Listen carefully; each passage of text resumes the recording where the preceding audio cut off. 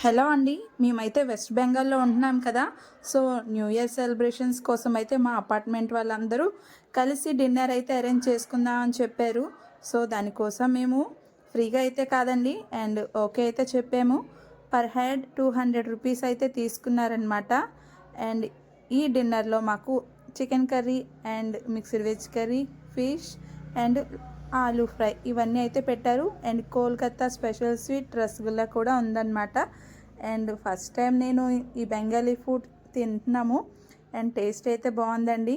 ఈ ఫుడ్ అంతా ఈ అపార్ట్మెంట్లో ఉన్న వాళ్ళందరే ప్రిపేర్ చేశారండి. చాలా చాలా బాగా నచ్చింది నాకైతే. ఇలా అందరితో ఫుడ్ వండుకొని తినడం చాలా రోజులు అయిపోయిందనమాట ఫ్రెండ్స్తో.